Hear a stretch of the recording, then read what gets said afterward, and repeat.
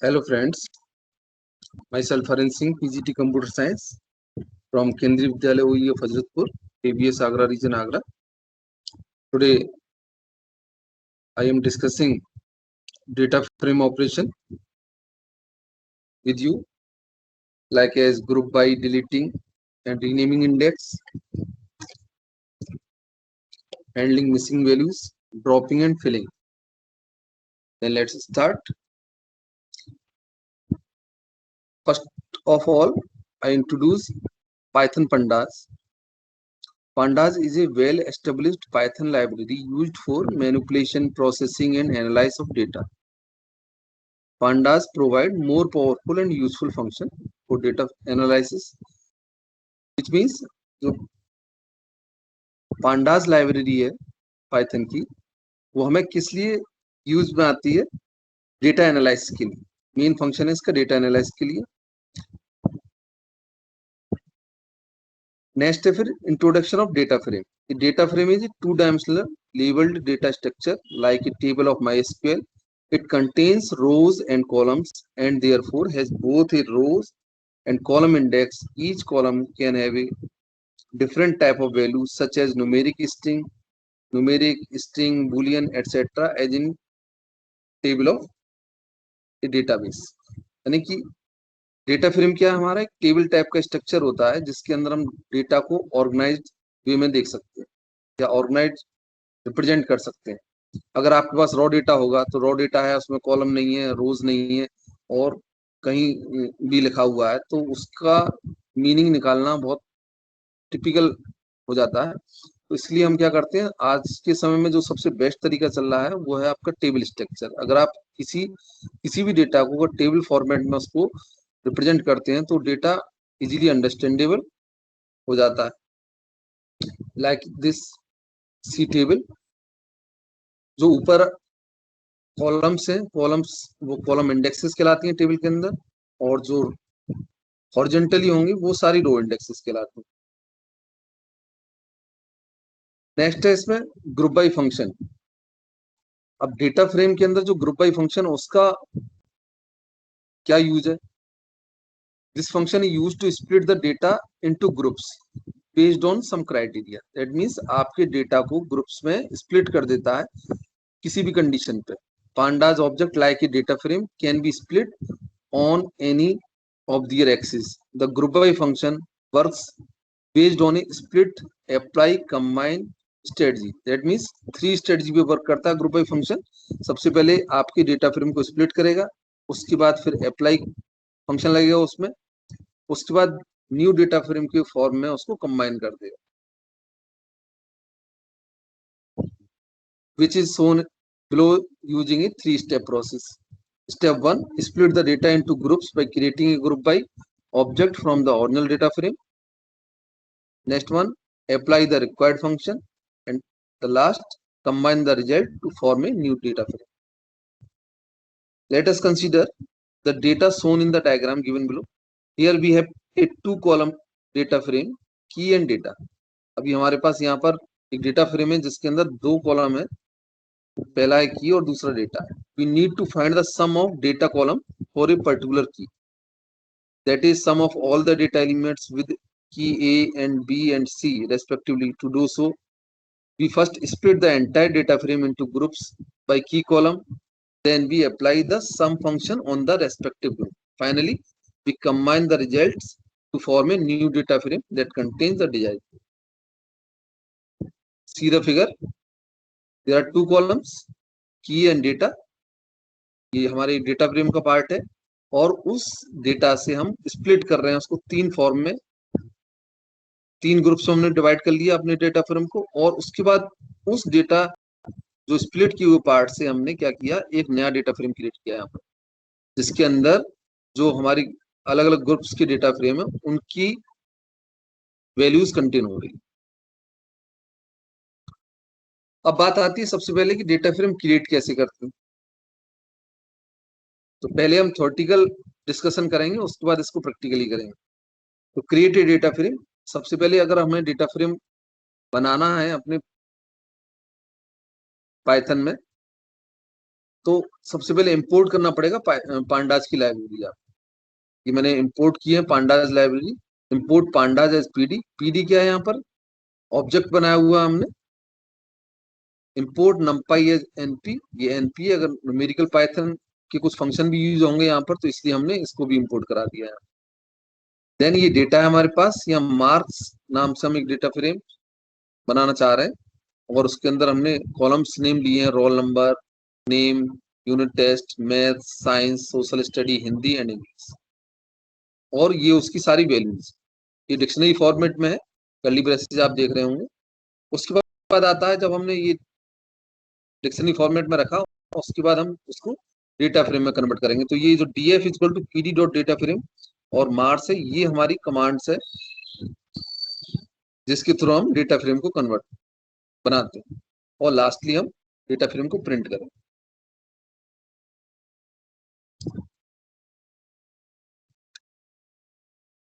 अब data frame हमारा create हो गया, तो अब क्रिएट होने के बाद हम ग्रुप बाई फंक्शन कैसे उसमें यूज करना है।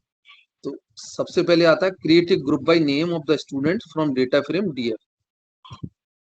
अब हमने क्या किया, यहाँ पर एक ग्रुप बनाया, ग्रुप को हमने जीवन से रिप्रेजेंट किया है, और ये डेटा फ्रेम हमारा df डॉट और देन ग्रुप बाई लगाया है। तो ग्रुप बाई हम किस पे लगा रहे हैं कि नेम जो हमारा कॉलम है, कॉलम के जो नेम कॉलम है उसके कंटेंट्स या उसके वैल्यूज के आधार पर ग्रुप बन जाए हमारा। नेक्स्ट है फिर displaying the group data in that is group name, row indexes corresponding to the group and their data type.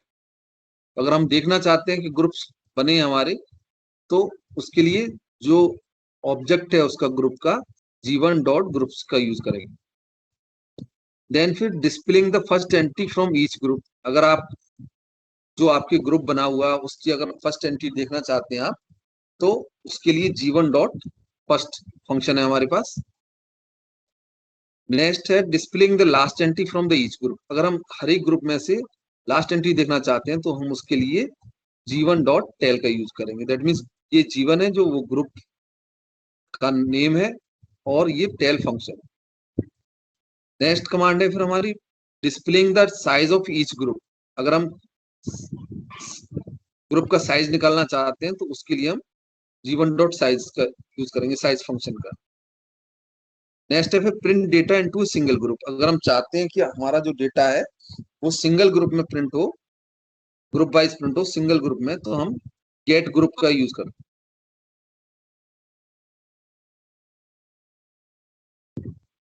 फिर आता है ग्रुपिंग में ही, grouping with respect to multiple attributes. अगर हम चाहते हैं कि जो हमने अभी पिछले उसमें सिर्फ एक कॉलम के आधार पर ग्रुपिंग की, तो हम चाहते हैं कि कम से कम दो कॉलम के आधार पर ग्रुपिंग। तो वो उसके लिए क्या करेंगे, हम हमने दूसरा यहाँ एक ऑब्जेक्ट लिया है ग्रुप के लिए, g2 equal to df dot group by. अब हमने एक नेम कॉलम दिया यहाँ पर, और दूसरा दिया यूटी, यूनिट टेस्ट। तो और लेकिन इसमें होगा क्या कि सबसे पहले जो नेम ग्रुप है उसके आधार पर ग्रुपिंग होगी, देन सेकंड प्रायोरिटी यूटी को मिलेगी। Calculating average marks scored by all students. अगर हम चाहते हैं कि हम एवरेज मार्क्स निकाल सकें उनके ऑल स्टूडेंट्स की इन each subject for each UT, तो क्या करेंगे, ग्रुप बाई हम पहले इस यूनिट टेस्ट के आधार पर करेंगे, देन हम एग्रीगेट फंक्शन का यूज करेंगे। Calculate average marks scored in maths in each UT.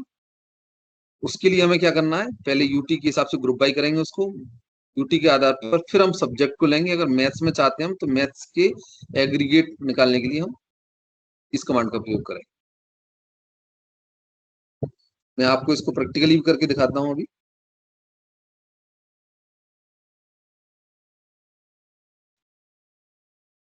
ये देख रहे हैं आप, ये पाइथन सेल है। पाइथन सेल के हमने देखिए पहले इंपोर्ट किया हमने pandas as PD, numpy as NP, then ये हमारा ये पूरा डेटा है। अब अगर हम डेटा फ्रेम नहीं बनाते हैं, तो क्वेश्चन ये आता है कि डेटा फ्रेम नहीं बनेगा, उसके बिना भी हम काम कर सकते हैं, तो क्यों बनाते हैं। अब देखिए, अगर हम लिस्ट टाइप में या डिक्शनरी टाइप में इसको प्रिंट करते हैं, तो ये डिक्शनरी स्ट्रक्चर इस प्रकार का है, that means not in organised way, ये किसी भी ऑर्गेनाइज्ड वे में नहीं। उसके लिए हम क्या करते हैं, इसमें डेटा फ्रेम को क्रिएट करते हैं। पीडीएफ हम यहाँ डेटा फ्रेम बना रहे हैं, EF is equal to PD dot data frame. अब जिस डेटा का आपको डेटा फ्रेम बनाना है बोलेंगे हम यहाँ, तो हम मार्क्स दिया है हमने यहाँ पर,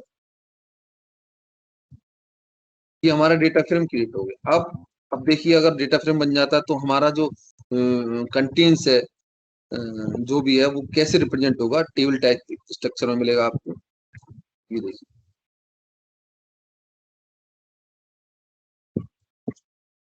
ये हमारा डेटा फ्रेम क्रिएट हो गया। यहाँ पर आप देख रहे हैं ये इंडेक्सेस है, बाय डिफॉल्ट होती है, पोजिशनल इंडेक्स बोलते हैं इसको, जो भी आपका रोज वाइज होगी। अब अगर हम साइज निकालना चाहें इसका, हमारे उसमें कितना वो है, तो हम यहाँ लगा सकते हैं df डॉट साइज।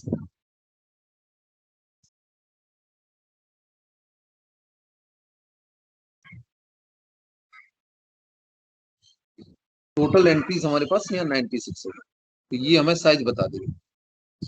अब करते हैं ग्रुप बाई। सबसे पहले तो अगर हमें ग्रुप बनाना है, फर्स्ट कमांड जो हमारी है, create a group by name of the students from data frame. तो हम यहाँ पर G1 is equal to df dot group by का यूज करेंगे।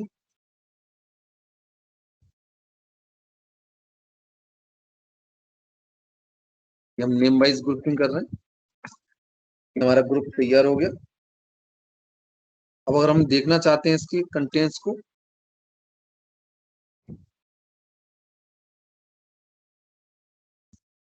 देखिए इस प्रकार से दिखाएगा आप। ये ग्रुप्स हैं यहाँ पर नेम वाइज बनाए, आयुष के नेम से है, स्टूडेंट्स नेम से ये ग्रुपिंग है।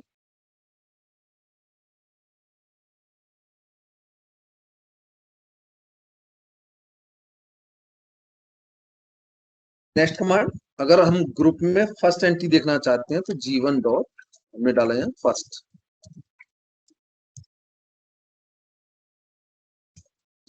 ये देखिए फर्स्ट 5 एंट्रीज हमें शो हो जाएगी। उसी प्रकार से अगर हम लास्ट एंट्री देखना चाहते हैं, G1 डॉट टेल मेथड्स का यूज करेंगे। यहाँ पर हम एंट्रीज लास्ट डाल देते हैं। ये देखिए तो लास्ट एंट्री हमारे पास ये आ गई। 1 का उपयोग इसलिए हमने किया है क्योंकि इसमें 4 ग्रुप बने हुए, तो ग्रुप में 4 ग्रुप में, तो लास्ट का ग्रुप देखने के लिए हम इस प्रकार करेंगे।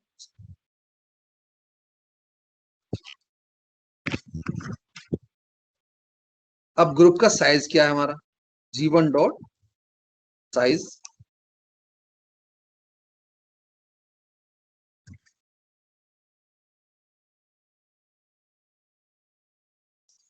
ये हमारा साइज यहाँ आ जाए। अब इसकी 3 एंट्री है, मानसू, निकिता, टोटल टोटल एंट्री हमारे पास 12 है। नेक्स्ट आता है हमारा printing data of a single group. अगर सिंगल ग्रुप का डेटा हम प्रिंट कराना चाहते हैं तो क्या करेंगे, G1 डॉट गेट ग्रुप।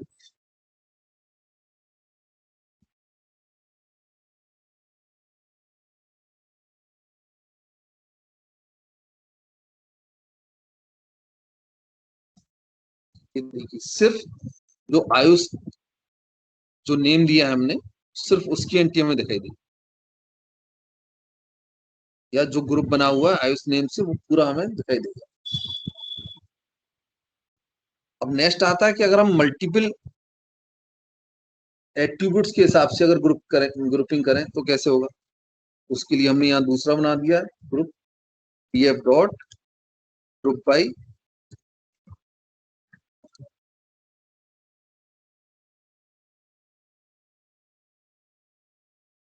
ये मैं यहाँ 2 कॉलम्स के नेम दे रहा हूँ।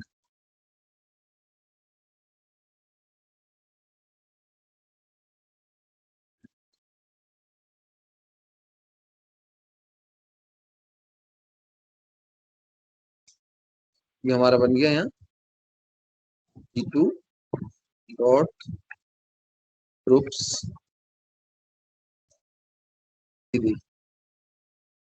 तो यहाँ पर दो कॉलम्स या दो एट्रीब्यूट्स के आधार पर ग्रुपिंग हुई।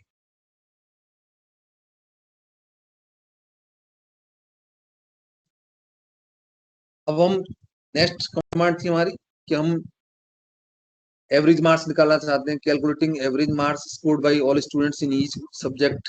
देन तो df dot bye,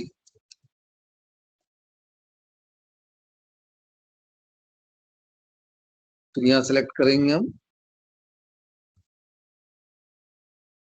UP dot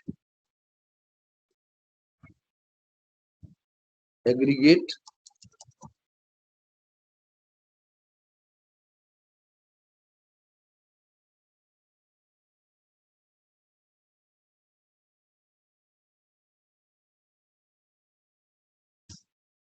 देखिए, तो ये इस प्रकार से हमारा यूनिट टेस्ट में जो मार्क्स हैं उनके एग्रीगेट मीन निकल के आ जाए। चलिए नेक्स्ट टॉपिक पे अपने बढ़ते हैं हम। डेटा फ्रेम इंडेक्स, नेक्स्ट आता है data frame index. Index is like an address that how any data points across the data frame और series can be accessed. Rows and columns both have indexes. Rows indices are called as index, and for column its general column names. Indexing in Panda used for selecting particular rows and columns of data from a data frame. Indexing could means selecting all the rows and some of the columns, some of the rows and all the columns, or some of each of the rows and columns. Indexing can also be known as selection. हम किसी data frame में से निकालना चाह रहे हैं तो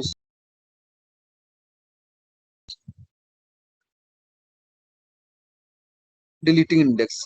अब जो इंडेक्स हमारी आ रही है, जो डिफॉल्ट इंडेक्स जो पांडास की प्रॉपर्टी है, डेटा फ्रेम की प्रॉपर्टी है, तो हमेशा डेटा फ्रेम में पोजिशनल इंडेक्सिंग बाय डिफॉल्ट आती है। तो हम कभी कभी ऐसा होता है कि अगर ऑलरेडी हमारे पास डेटा कंटेन है और हम उसको वहां से हटाना चाह रहे हैं तो क्या करेंगे उसके लिए?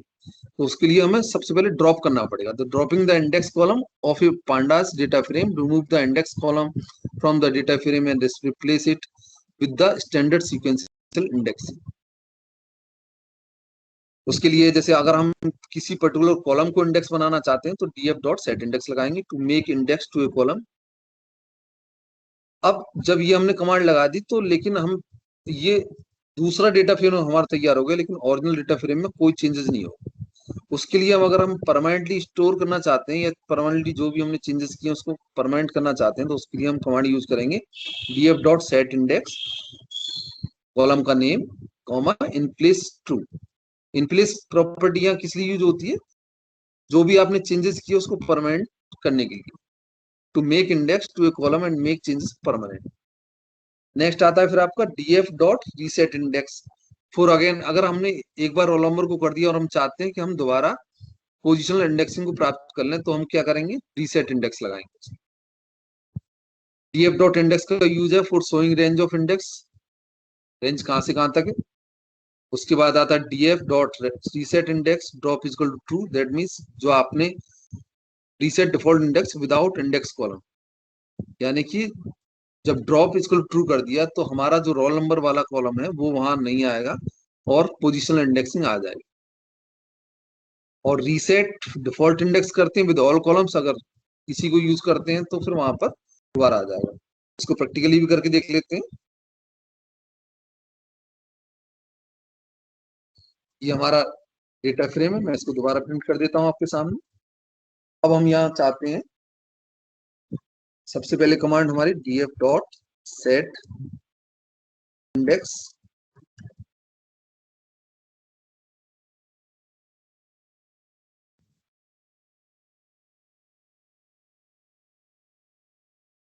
सेट इंडेक्स किया। अब देखिए यहाँ पर रोल नंबर हमारा कॉलम है, तो ये रोल नंबर को ही हम इंडेक्स बनाना चाह रहे हैं इस कमांड के थ्रू। ये देखिए अब रिप्लेस कर दिया इसने रोल नंबर, हमारी अब इंडेक्सिंग बन। अब देखिए अगर हम डेटा फ्रेम को दोबारा प्रिंट करते हैं तो सेम आएगा। तो उसके लिए हमें क्या करना पड़ेगा कि जो इनप्लेस प्रॉपर्टीज है उसका यूज करना पड़ेगा। हम लगाएंगे फिर df is equal to df dot set index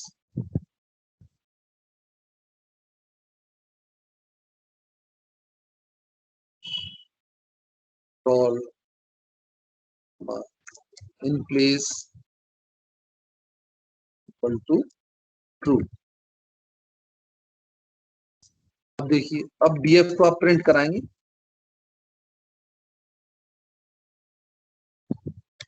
print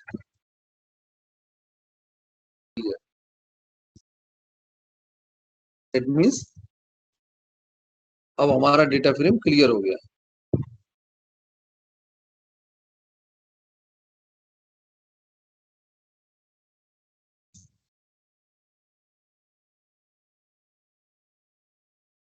in place हमने यहाँ लगा दिया है तो ये थोड़ा रॉन्ग हो गया, इसके लिए हमें दोबारा अपने डेटा फ्रेम को देना पड़ेगा।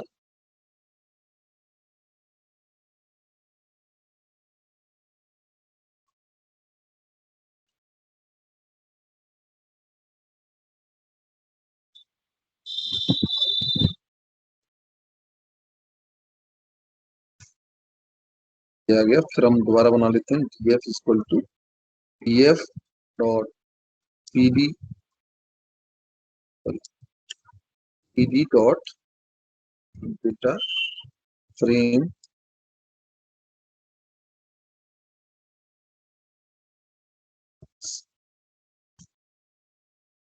यस, प्रिंट हो गया, हमारा डेटा फ्रेम आ गया। इनप्लेस प्रॉपर्टी क्या करती है कि वो चेंजेस जो भी आप कर रहे हैं उसको परमानेंट कर देती है। तो अभी यहाँ पर हमसे डीएफ में हो गया, इसलिए ये डीएफ पूरा ही हमारा प्रिंट नहीं हो पा रहा। अगर आपको करना है मैं दोबारा करके दिखा देता हूँ आपको। जैसे डीएफ किया तो डीएफ वन करिए इसको, DF one is equal to फिर हम PD DF one is equal to DF dot set index. तो हम यहाँ रोल नंबर को बनाएंगे, रोल को बनाया हमने यहाँ ये। अब हम डीएफ वन को प्रिंट करते हैं, आ गया। अब हम इसका यूज करेंगे DF one equal to DF one dot, इसी को उसमें स्टोर कर दीजिए, set index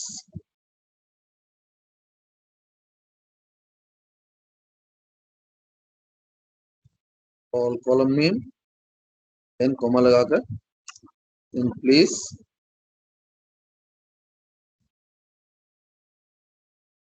equal to true.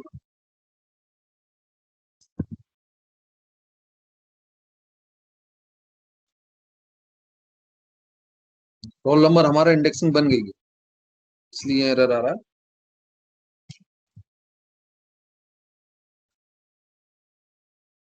अब मान लीजिए जैसे हमने ये रोल नंबर को अपना इंडेक्सिंग बना दिया तो इसको हम रीसेट कैसे कर सकते हैं। तो डीएफ डॉट,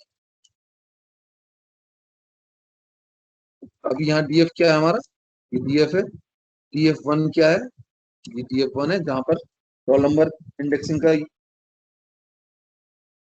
पार्ट है। अब यहाँ पर हम चाहते हैं डीएफ वन में दोबारा DF one dot reset index और again set index to a data frame. ये हमारा आ गया, देखिए ये यहाँ पर ये था और लौट के हमने रीसेट कर दिया उसको, दैट मीन्स पोजिशनल इंडेक्सिंग हमारी वापस आ गई। अब हम डीएफ, देखिए DF dot DF one, sorry DF one dot reset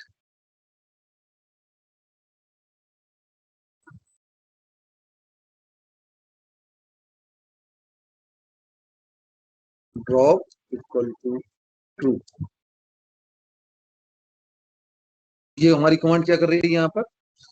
अब यहाँ पर जो रोल नंबर वाला कॉलम था वो यहाँ नहीं आया, जो हमने ड्रॉप कर दिया था, तो ड्रॉप इक्वल टू ट्रू करने से ये होगा। अब यहाँ ड्रॉप अगर फाल्स कर देते हैं तो हमें वापस मिल जाता है ऑल कॉलम्स के साथ।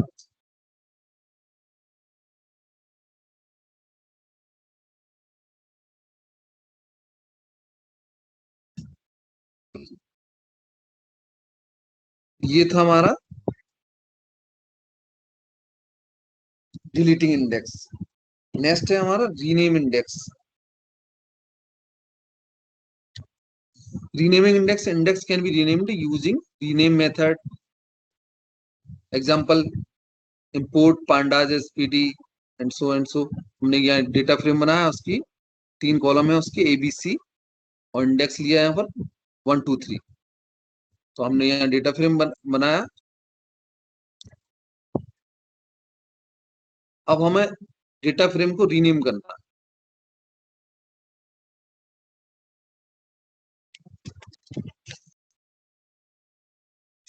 उसके लिए हम करेंगे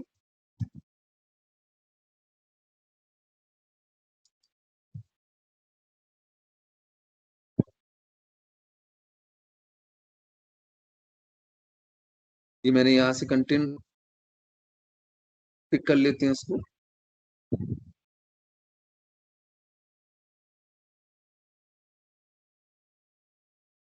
और यहाँ पर tf2 के नाम से मैं बना रहा हूँ।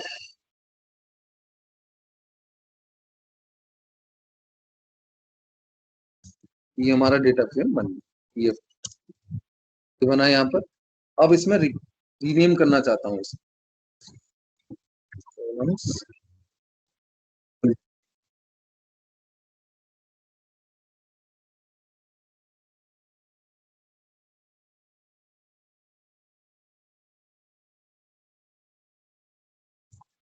हो गया हमारा tf3। tf3 को प्रिंट करा दें। देखिए ये स्मॉल ए में कन्वर्ट हो गया। Clear?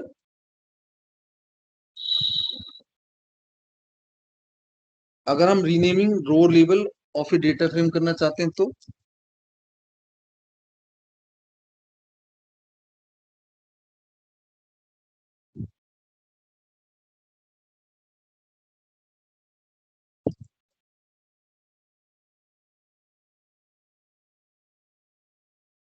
Renaming row levels of a data frame, इसके बारे में नेक्स्ट वीडियो में बताऊंगा मैं।